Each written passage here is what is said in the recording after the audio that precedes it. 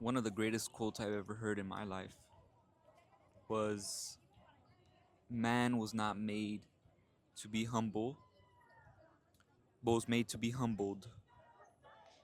And as the scripture says, when a man exalts himself, he will be abased, but if he abases himself, he will be exalted. And it's inevitable in your life that you will exalt yourself. It's inevitable in your life that you'll find yourself in moments of a high.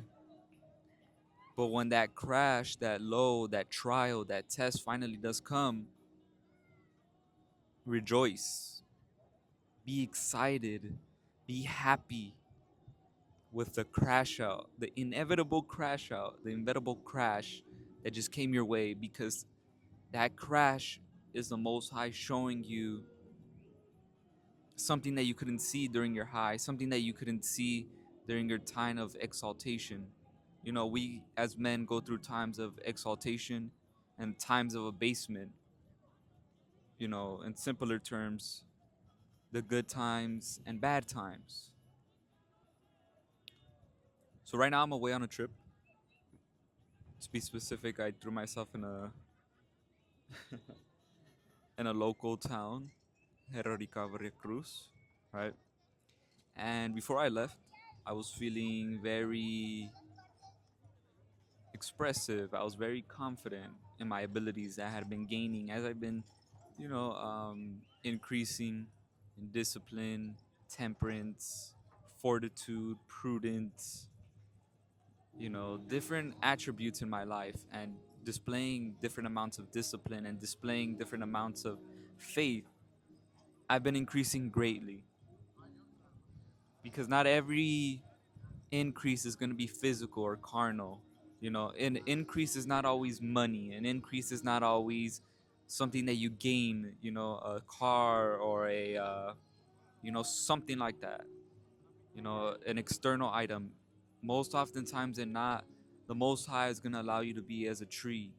He's going to put you down into the soil, and then, you know, the roots are going to grow, and that's going to make the man that you are.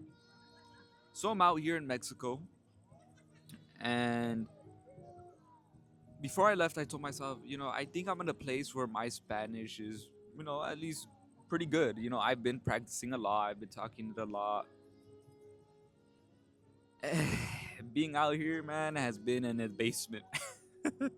It's been humbling, to say the least, because I feel vulnerable, not weak or fearful, but uncomfortable. And it's good. It's good that I'm uncomfortable. I feel lost. I feel unsure. I'm definitely not as confident as I am, of course, in the States.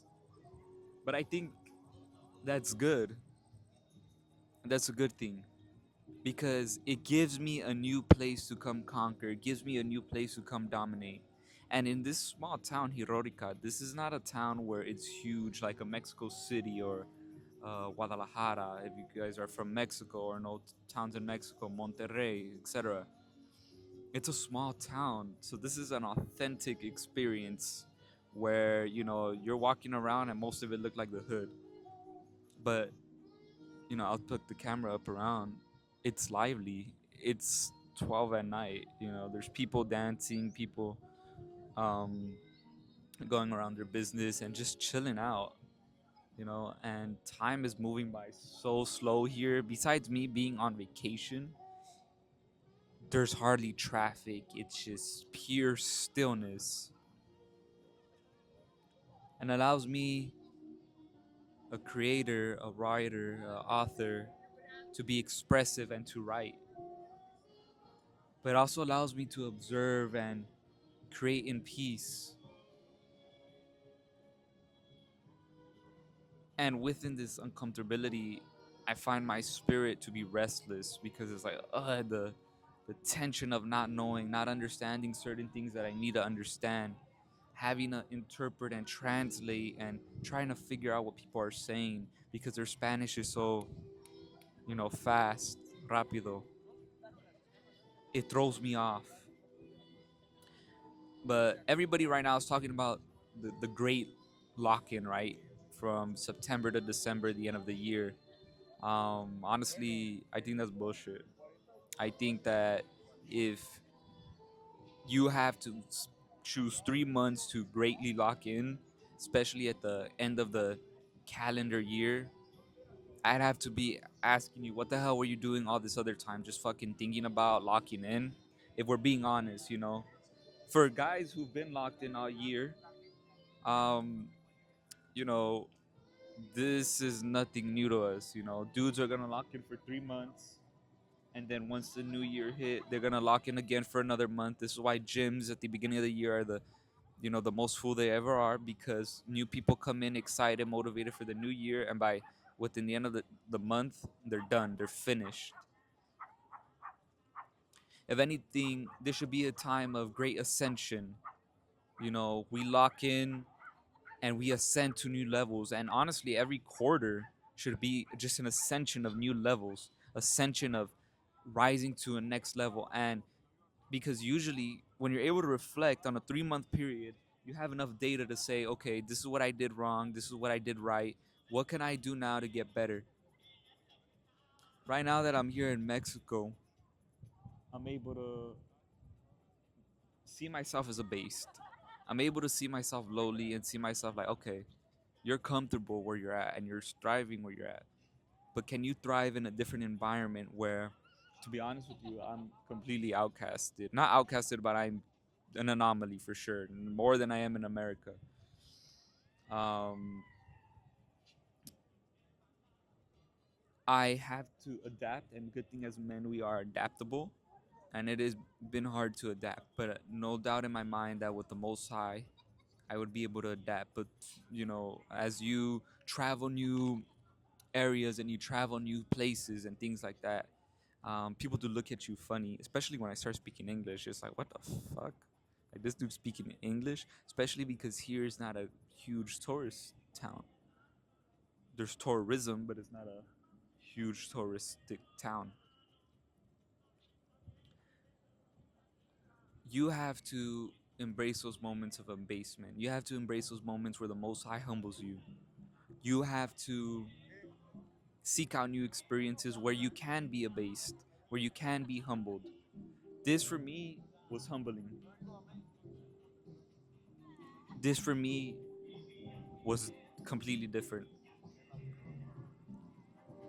Just being overwhelmed with the language and not being able to read it the way I want to and not being able to express myself, I constantly feel bottlenecked. And how do we overcome these things, Because I'm talking about my experience and things like that. We have to create moments like this where we're abased, and once we're allowed to attack these opportunities, we have to attack them head on. We have to ascend to new heights. We have to learn new languages. And when I've been out here, that's something I've regained.